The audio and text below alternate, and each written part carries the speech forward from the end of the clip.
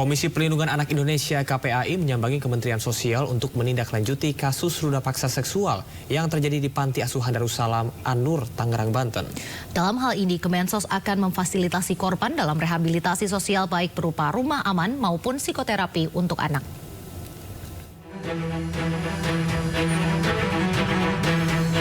Komisi Perlindungan Anak Indonesia (KPAI) menyambangi Kementerian Sosial untuk membahas perlindungan terhadap anak-anak korban kekerasan dan ruda paksa seksual yang terjadi di Panti Asuhan Darussalam An-Nur, Tangerang, Banten.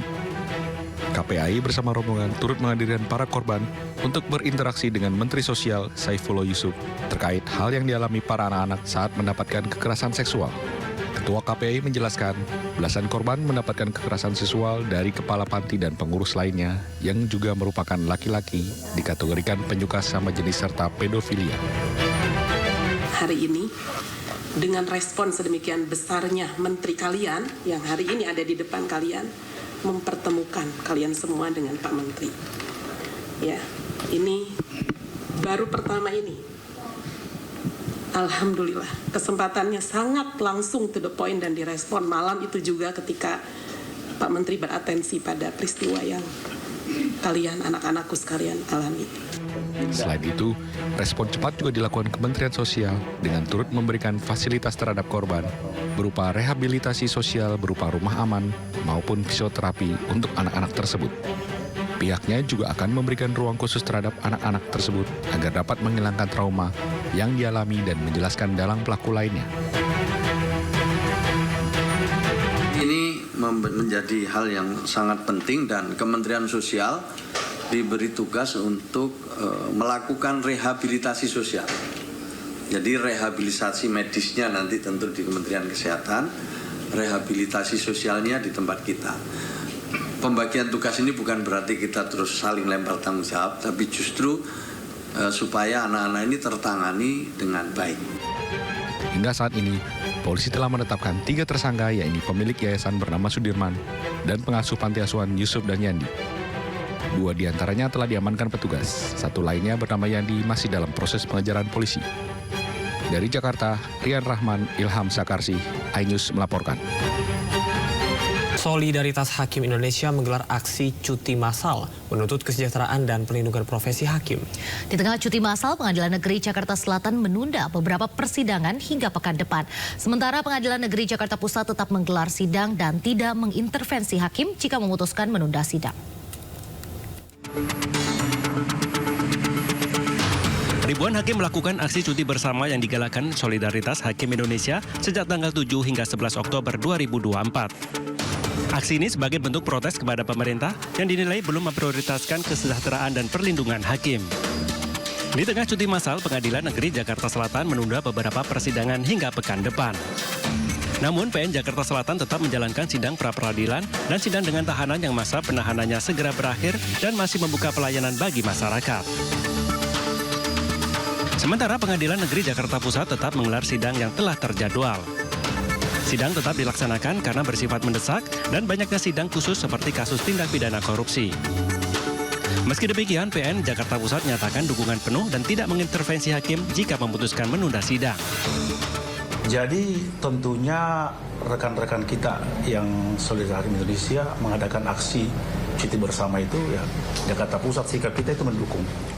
Mendukung itu dalam artian ya bisa kita menunda persidangan, bisa kita dengan finansial, dengan doa gitu. Tapi yang jelas kami mendukung seperti itu.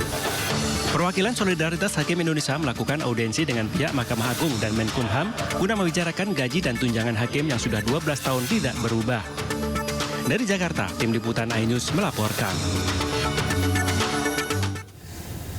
Para hakim melakukan audiensi di Gedung Mahkamah Agung Jakarta pada Senin siang. Audiensi tersebut mengawali hari pertama cuti bersama seluruh hakim Indonesia yang dilakukan pada tanggal 7 hingga 11 Oktober 2024. Ribuan hakim mengikuti aksi cuti bersama di berbagai daerah, sementara 148 diantaranya berkumpul di Jakarta untuk melakukan audiensi terkait perbaikan kesejahteraan mereka. Beberapa tuntutan mereka adalah kenaikan gaji dan tunjangan hakim yang tidak mengalami perubahan sejak 12 tahun terakhir. Dalam keterangan sebelumnya, mereka menuntut kenaikan tunjangan jabatan hakim sebesar 242% dari tunjangan jabatan tahun 2012. Besaran tersebut menimbang nilai inflasi saat ini. Para hakim juga menolak adanya kesamaan gaji pokok hakim dengan pegawai negeri sipil. RTP-nya sudah selesai, maka ada mogok massa.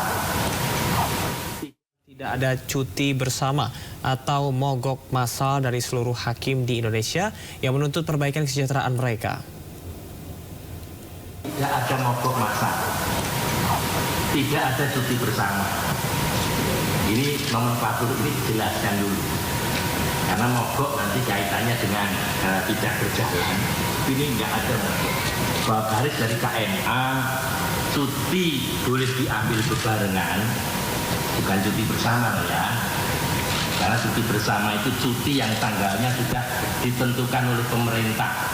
Biasanya tanggal-tanggal dekat dengan peringatan keagamaan atau tanggal masuk yang diapit 2 tanggal libur. Itu cuti bersama. Kalau adik-adik hakim ini atau kawan-kawan SHI ini bukan cuti bersama. Mereka menggunakan hak cutinya secara bebarengan karena tanggalnya mereka yang pilih. Ya, jadi bukan cuti bersama. Bukan. Sementara itu, juru bicara Komisi Yudisial Mukti Fajar Nurdewata menunjukkan empatinya pada kegelisahan hakim. Ia menegaskan akan melakukan salah satu tugas Komisi Yudisial, yaitu menjaga kehormatan dan martabat hakim. Pada prinsipnya, bisa disampaikan oleh Bu Wakil bahwa Komisi Yudisial dan Mahkamah Konstitusi memahami kegelisahan dari teman-teman hakim tentang persoalan kesejahteraan. Ya, ini memang sangat terkait atau sangat menjadi potensi untuk masuknya perbuatan-perbuatan yang kadang-kadang sudah melanggar kode etik dan integritas. Sehingga kita perlu perjuangkan Mahkamah Agung dan Komisi Yudisial ini juga kawan hakim agar para penegak hukum itu tujuan utama kami. Yang kedua, sesuai dengan tupoksi kami bahwa menjaga dalam konstitusi tugas Komisi Yudisial ini selain menjadi hakim agung juga dalam menjaga martabat dan kehormatan perilaku hakim. Salah satu yang terkenal pasti pengawasan, di mana-mana hakim kalau pengawasan pada ada yang hal yang lain, yaitu melakukan advokasi, meningkatkan kapasitas dan kesejahteraan. Dan KAI juga sudah bekerja lah. Jadi mohon dipahami untuk teman-teman yang mungkin belum bertemu atau apa, tapi selama era kami. Ketua Umum Ikatan Hakim Indonesia atau IKHI Yasardin menyebutkan bahwa perjuangan untuk meningkatkan kesejahteraan hakim telah dilakukan sejak tahun 2018 silam. Tim untuk mengawal perbaikan kesejahteraan hakim juga telah dibentuk. Perjuangan IKHI untuk kesejahteraan hakim pada umumnya ini sudah dimulai lama sejak periode Pak Soeharto yang lalu, yaitu tahun 2018 dan 2019. Tetapi nampaknya itu adalah sebagai kelanjutan dari putusan hak uji material nomor 23 tahun 2018. Dan ini merupakan amanat Munas IKHI pada tahun 2022 di Bandung. Jadi pada Munas itu diamanatkan kepada kami pengurus 2022-2025 untuk kembali memperjuangkan tentang kesejahteraan hakim. Lalu pada tahun 2023 teman-teman di Humas, Pak Humas ini, Humas Mahkamah Agung, kalau Humas Mahkamah Agung juga Humas IKHI. Jadi beliaunya asli di sini. Mempelajari kembali, mengulang kembali.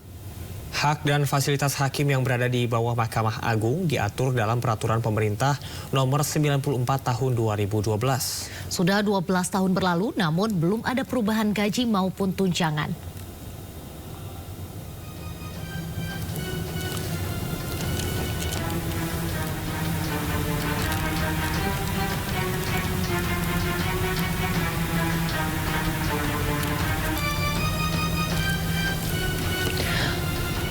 Besaran gaji hakim berbeda-beda bergantung dari masa kerja. Gaji pokok hakim diawali dari gaji PNS golongan 3A dengan masa kerja 0 tahun yang mendapatkan gaji pokok sebesar Rp2.064.000 per bulan. Sementara hakim dengan golongan tertinggi yaitu 4E menerima gaji Rp4.978.000 per bulan. Selain gaji, hakim juga mendapatkan tunjangan yang bervariasi bergantung dari jabatan dan juga lokasi.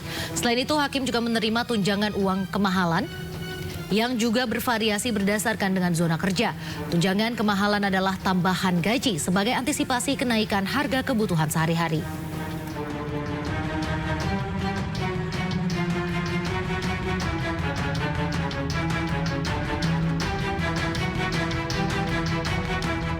Dan pemirsa, selanjutnya kami akan mengajak Anda untuk mengetahui pantauan lalu lintas hari ini di sejumlah wilayah melalui pantauan CCTV Korlantas Polri. Ya, kita akan bergabung dengan Brigadir Cici Yulia Yarangga di studio NTMC Polri. Halo Brigadir Cici, bagaimana pantauan arus lalu lintas di sejumlah titik di wilayah Indonesia melalui pantauan CCTV?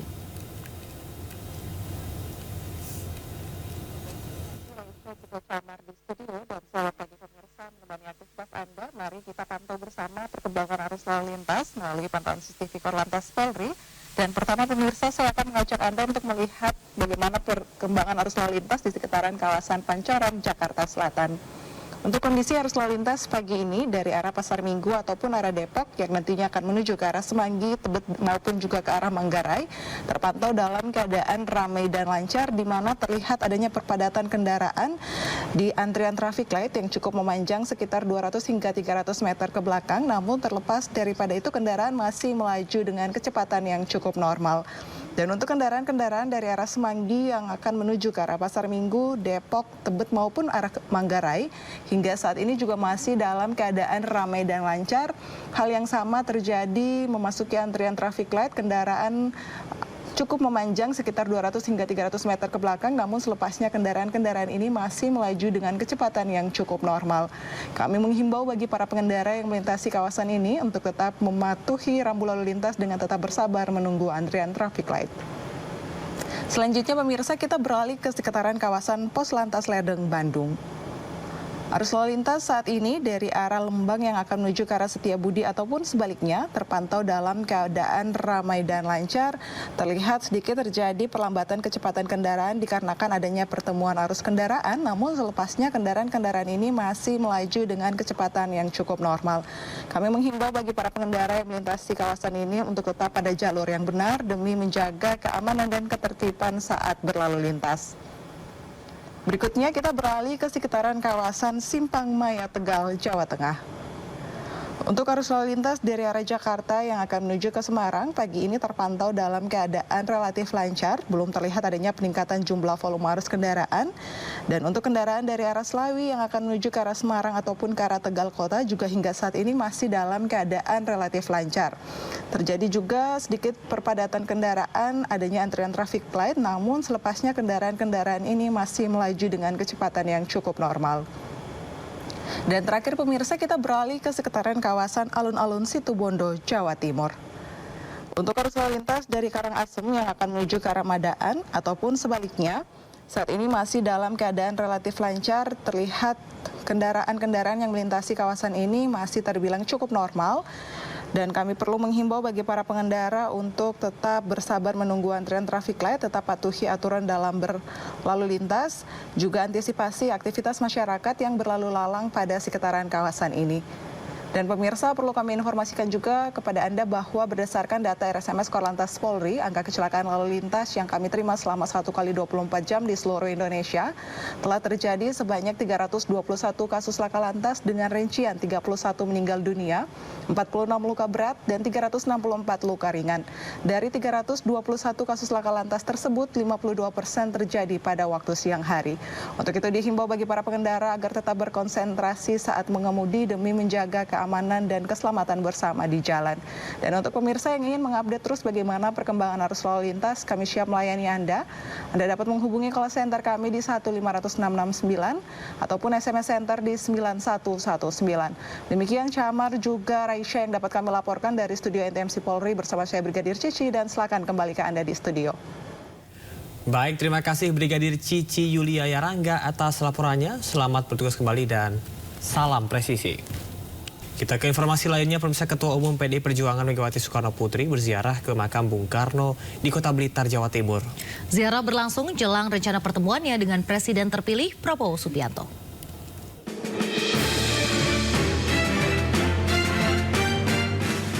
Ketua Umum PDI Perjuangan Megawati Soekarno Putri bersama rombongan Senin siang tiba di makam Bung Karno di Kelurahan Pendogerit, Kota Blitar. Kedatangan Megawati untuk ziarah ke makam ayahnya setelah melawat dari Rusia dan Uzbekistan. Megawati rutin ziarah makam Bung Karno jelang momen penting seperti Idul Fitri atau kegiatan politik tertentu. Ziarah Megawati kali ini berlangsung jelang rencana pertemuannya dengan Presiden terpilih Prabowo Subianto. Rencananya, Prabowo Subianto akan menemui Megawati Soekarno Putri sebelum dilantik menjadi presiden. Pertemuan merupakan hal yang baik, bagian dari silaturahim bangsa, pemimpin bangsa, dan komunikasi secara intens sudah dilakukan, tinggal menunggu momentum yang tepat.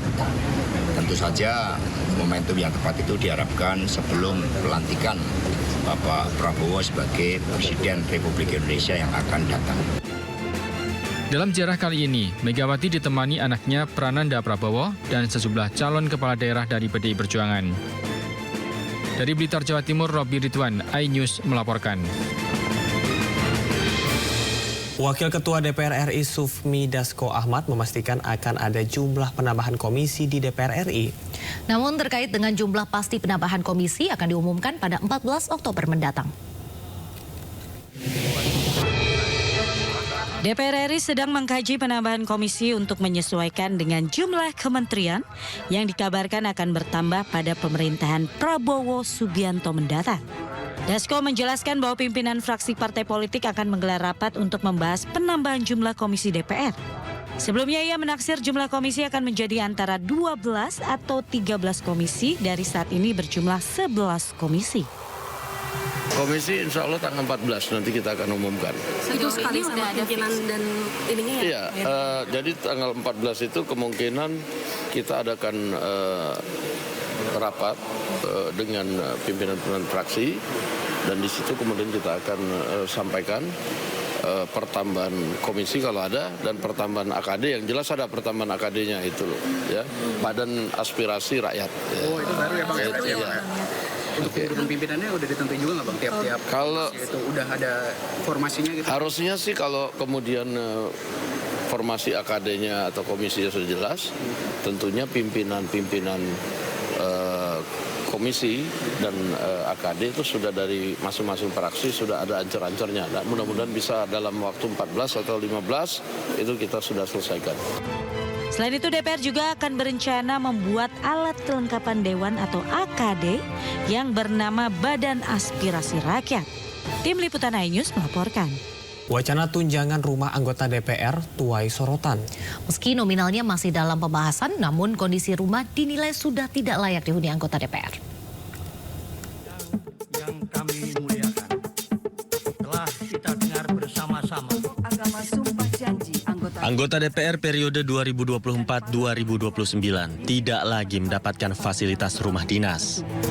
Mereka mendapatkan kompensasi pengganti berupa tunjangan perumahan setiap bulan. Sekretariat DPR beralasan rumah dinas anggota DPR yang ada saat ini sudah banyak yang rusak dan biaya pemeliharaannya tidak lagi ekonomis. Meski tunjangan tersebut akan cair setiap bulan, namun hingga kini Sekretariat Jenderal DPR masih menggodok nilai tunjangan untuk hunian anggota DPR. Tetapi secara ekonomis memang rumah dinas tersebut kalau itu dipertahankan memang banyak sekali biaya pemeliharaan yang harus dikeluarkan untuk sebuah rumah yang layak dihuni gitu ya. karena mengingat usianya. Nah, lalu berkaitan dengan pertanyaan-pertanyaan, berapa sih besaran yang akan diberikan kepada Dewan?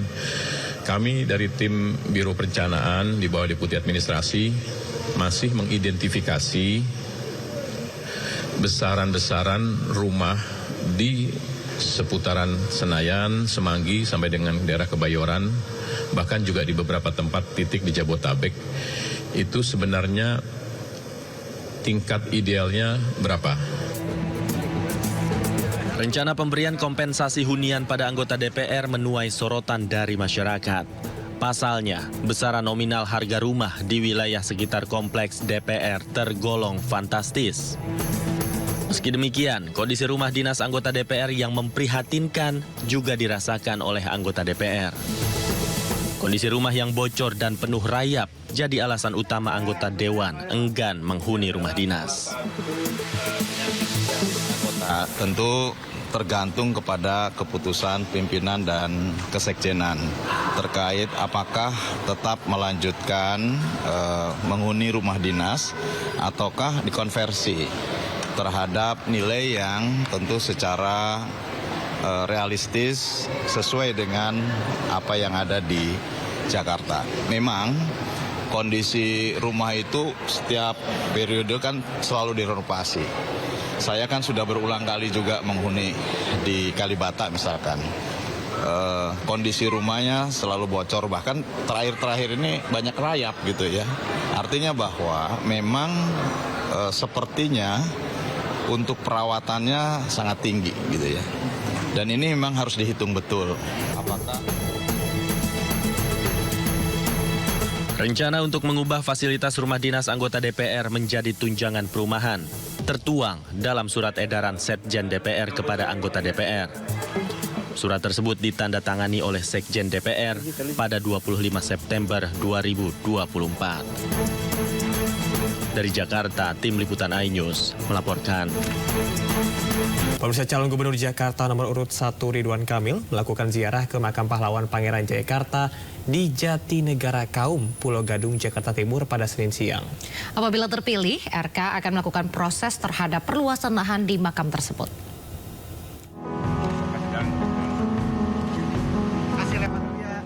Calon Gubernur Jakarta nomor urut 1, Ridwan Kamil, mendatangi makam pahlawan Pangeran Jayakarta di Jatinegara Kaum, Pulau Gadung, Jakarta Timur, Senin siang. Kedatangannya langsung disambut pengurus Masjid Jami As-Salafiyah yang sekaligus pengurus makam pahlawan Pangeran Jayakarta. Kedatangannya tersebut untuk melakukan ziarah terhadap makam pendiri Jakarta itu, sekaligus mendoakan sang pahlawan. Mantan Gubernur Jawa Barat itu mengungkapkan pihaknya belajar kearifan Pangeran Jayakarta yang merupakan pendiri Jakarta. RK juga menegaskan apabila terpilih, dirinya akan menyelesaikan permasalahan satu persatu di Jakarta. Ia juga memastikan akan menyelesaikan masalah perluasan bidang tanah makam Pangeran Jayakarta yang terus tertunda. Dan sejarah pertama Jakarta yang tadi 1527 adalah salah satu titik yang termulianya adalah makam Pangeran Jayakarta. Kita belajar secara bacaan, tapi juga belajar secara ziarah, kan begitu. Bung Karno bilang kan jas merah ya, jangan sekali-kali melupakan sejarah. Jadi kita belajar kearifan, hikmah, sehingga Jakarta kota global pasti tidak akan jauh dari nasihat-nasihat para pendiri Jakarta. Jakarta tetap Jayakarta, berdirinya Jakarta, adanya Jakarta adalah pendiri Pangeran Jayakarta, Wijaya Krama. Jadi menghormati Pak Ridwan ini, menghormati pahlawan, menghormati karuhunnya. Pengurus makam Jayakarta, Raden, meminta gubernur terpilih nanti dapat memenuhi permintaan perluasan bidang makam Pangeran Jayakarta. Masalah perluasan ini perlu karena saat ini kondisi makam sudah tidak lagi representatif. Dari Jakarta, Rian Rahman, Ilham Zarkasi melaporkan. Pemirsa, sebanyak 7 organisasi relawan Ridwan Kamil dan Suswono menggelar deklarasi dukungan kepada pasangan Cagup-Cawagup nomor urut 1 ini di Posko Relawan Ridho di halaman kantor DPD Partai Golkar Jakarta. Para relawan berharap pasangan Ridwan Kamil Suswono kedepannya mampu menjalankan amanah sebagai pemimpin Jakarta dan mengedepankan aspirasi masyarakat sesuai dengan tagline gagasannya, yakni Jakarta Baru, Jakarta Maju.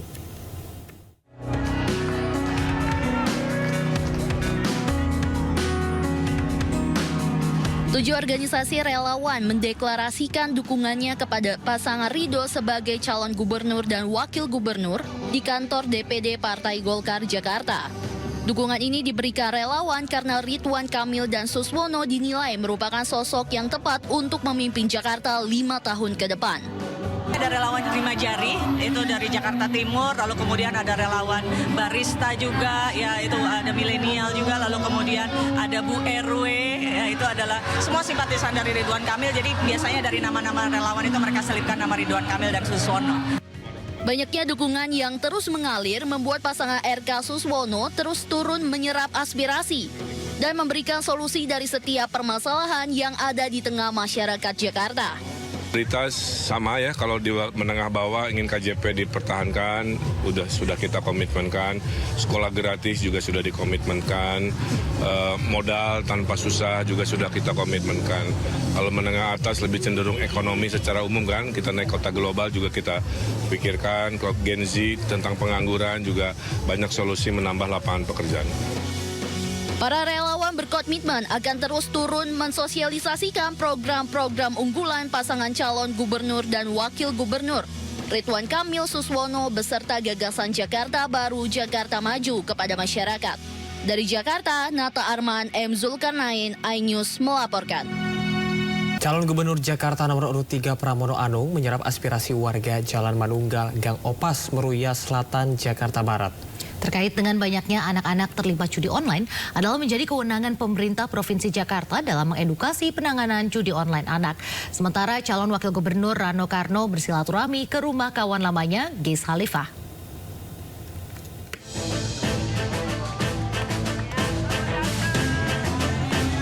Saat bersilaturahmi dengan warga Meruya Selatan, Jakarta Barat Senin siang, calon gubernur Jakarta Pramono Anung menemukan banyak masalah yang dihadapi masyarakat, diantaranya maraknya judi online pada anak. Menurut Pramono, penanganan judi online anak di Jakarta perlu campur tangan pemerintah pusat karena memiliki kewenangan yang lebih luas. Sementara Pemprov Jakarta dapat berperan mengedukasi dalam penanganan judul anak. Pramono mengingatkan bermain judol sama sekali tak bermanfaat dan tak bisa membuat seseorang kaya. Judi online kepada anak-anak itu sebenarnya tanggung jawab pemerintah, terutama pemerintah pusat. Karena memang ini adalah kewenangan yang ada di pemerintah pusat, bukan di pemerintahan provinsi. Tapi yang paling penting, yang tidak kalah pentingnya yang bisa dilakukan oleh provinsi adalah melakukan edukasi. Nggak ada orang yang mendapatkan rezeki atau menang dari judi online, nggak ada lah. Sehingga dengan demikian edukasinya tanggung jawab pemerintahan provinsi, tetapi penegakan hukum dan sebagainya itu tanggung jawab pemerintah pusat. Sementara itu, calon wakil gubernur Rano Karno mengunjungi rumah kawan lamanya, Geis Khalifah, yang merupakan pendukung setia Anies Baswedan. Kunjungan Rano ini untuk mempererat tali silaturahmi sekaligus berdiskusi terkait permasalahan di Jakarta dan harapan-harapannya. Pertemuan ini tidak ada maksud untuk memberikan dukungan, namun Geis berharap betul dapat mempertahankan fasilitas yang sudah ada dan memperbaiki fasilitas yang masih kurang baik. Dari Jakarta, Tim Liputan iNews melaporkan. Sementara itu, calon gubernur Jawa Timur nomor urut 1 Luluk Nur Hamidah berkampanye di hadapan paguyuban saudagar Bawean. Calon gubernur yang diusung PKB ini berjanji akan mengembangkan potensi alam dan hayati serta memajukan sektor pariwisata di Bawean yang masih masuk wilayah Kabupaten Gresik, Jawa Timur.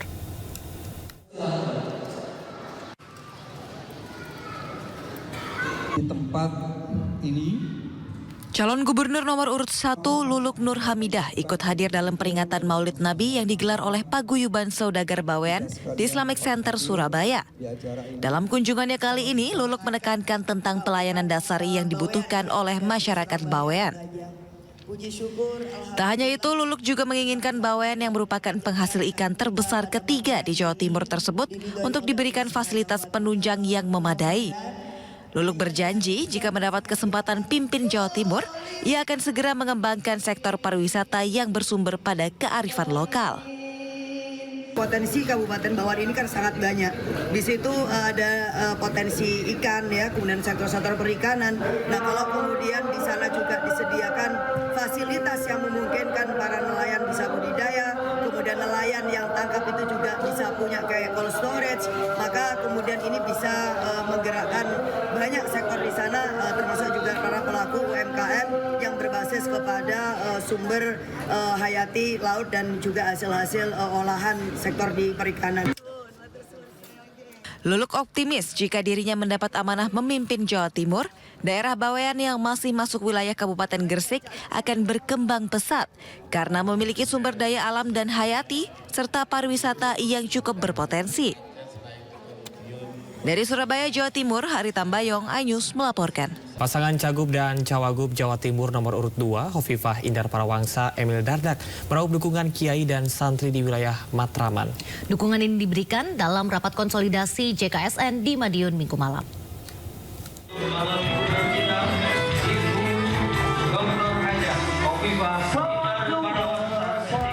Jaringan Kiai Santri Nasional atau JKSN wilayah Mataraman mendukung calon gubernur dan wakil gubernur Jawa Timur, Hovifah Indar Parawansa Emil Dardak dalam Pilkada Jawa Timur 2024. Dukungan tersebut disampaikan pada rapat konsolidasi jaringan Kiai Santri Nasional wilayah Mataraman di salah satu hotel di Kota Madiun, Jawa Timur Minggu malam. Rapat koordinasi yang dihadiri langsung oleh calon gubernur nomor urut 2, Hovifah Indar Parawansa ini merupakan salah satu langkah JKSN untuk pemenangan yang signifikan bagi pasangan Hovifah Emil di Pilkada Jatim.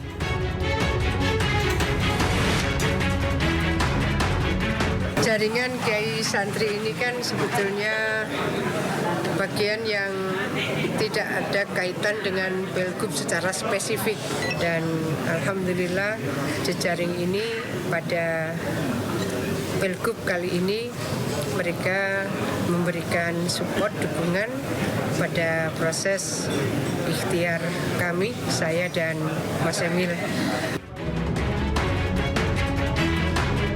Dengan adanya dukungan dari jaringan Kiai dan Santri Nasional wilayah Mataraman, Hovifah berharap dukungan tersebut dapat terakumulasi dalam proses pencapaian kemenangan pasangan Hovifah Emil pada Pilkada Jawa Timur 2024.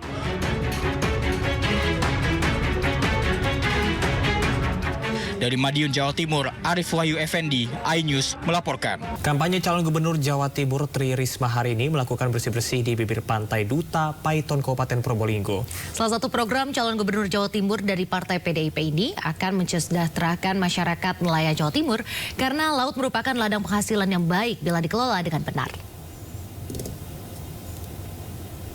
Calon Gubernur Jawa Timur, Tri Risma hari ini menggelar kampanye bersih-bersih di bibir pantai Duta, Kecamatan Paiton, Kabupaten Probolinggo, Senin siang.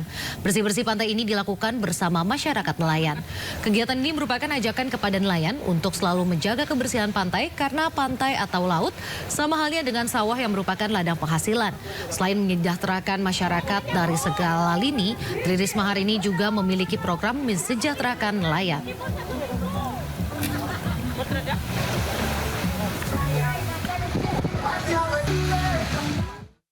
Untuk para nelayan memang sekarang mau nggak mau mereka harus pergi ke tengah.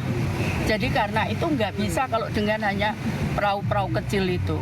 Nah karena itu insya Allah nanti perbaikan para nelayan di Jawa Timur juga akan menjadikan prioritas bagi saya karena sebetulnya potensinya cukup luar biasa. KPK menangkap 6 orang dalam operasi tangkap tangan di Kalimantan Selatan. Ke-6 orang yang ditangkap sudah dibawa ke Jakarta untuk pemeriksaan lebih lanjut. 6 orang yang ditangkap dalam operasi tangkap tangan di Kalimantan Selatan terdiri dari 4 aparatur sipil negara dan 2 dari pihak swasta. Mereka tiba di Gedung Merah Putih KPK Jakarta pada Senin malam dengan mengenakan rompi tahanan KPK. Dihubungi terpisah, Wakil Ketua KPK Nurul Gufron mengatakan operasi tangkap tangan di Kalimantan Selatan adalah operasi ketiga di tahun 2024. Dalam OTT tersebut juga disita uang sebesar 10 miliar rupiah. KPK belum menjelaskan detail kronologi kasus ini.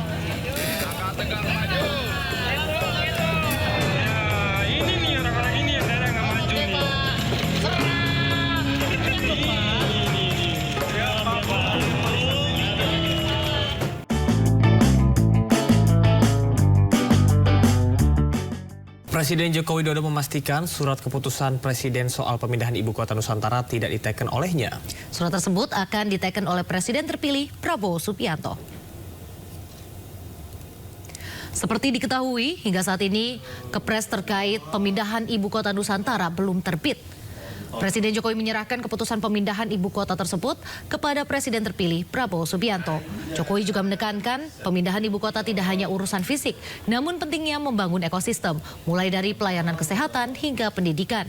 Menurut Jokowi, sebuah kota juga harus memastikan ketersediaan pusat keramaian.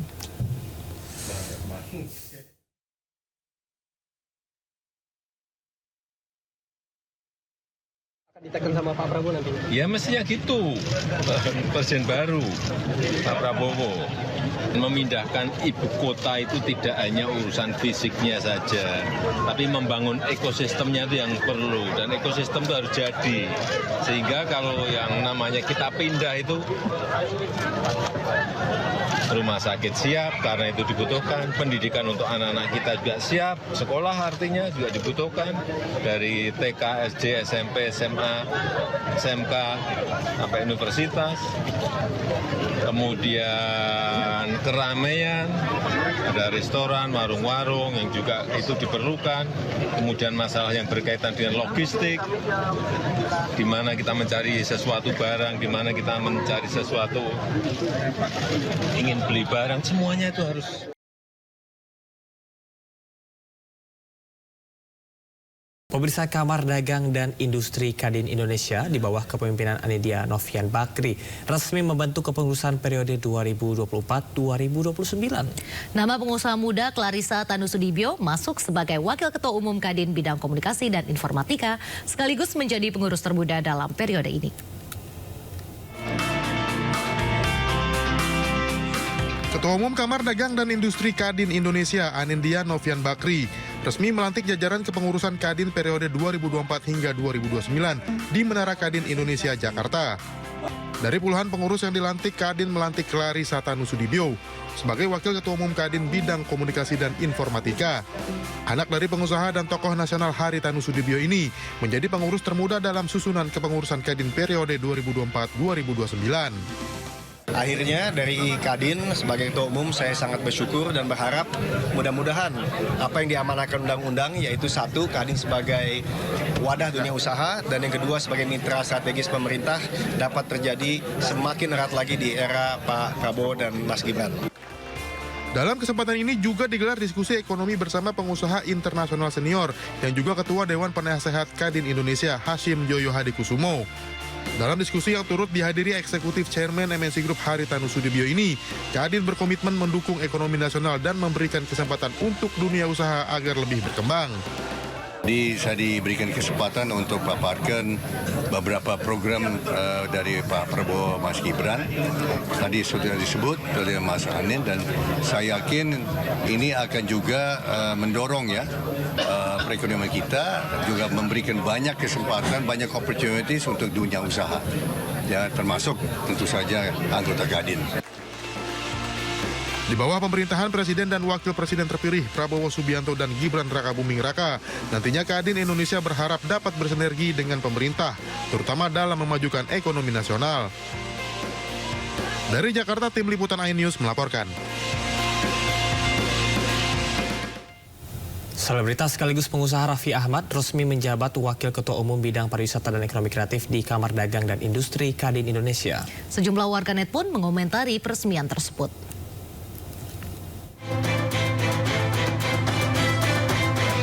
Raffi Ahmad masuk dalam kepengurusan Kadin masa bakti 2024 hingga 2029 yang dipimpin Anindya Novian Bakri. Atas jabatan barunya ini, Raffi Ahmad menuai beragam komentar dari warganet. Tidak sedikit yang memberikan cibiran, namun ada pula yang mendukung Raffi Ahmad, mengingat dirinya merupakan sosok pengusaha di sejumlah bidang, seperti entertainment, kuliner, properti, fashion, hingga beach club. Terima kasih pastinya kepada Pak Denny Bakri selaku Ketua Umum sudah mempercayakan kami. Di sini saya, Raffi Ahmad dan juga Pak Bobi, kami dipercayakan untuk sebagai Wakil Ketua Umum bidang pariwisata dan ekonomi kreatif. Pak Bobi saya di WKU koordinator. Ya, jadi memang sama-sama kita bersinergi pastinya untuk seluruh para pengusaha. Kadin ini akan selalu bersinergi dengan pemerintah.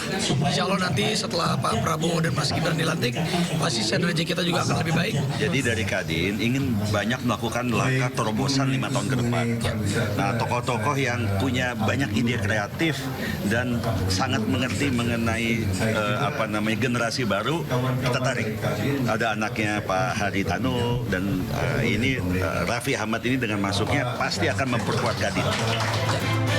Raffi akan menyusun program di Kadin setelah Prabowo Gibran resmi dilantik.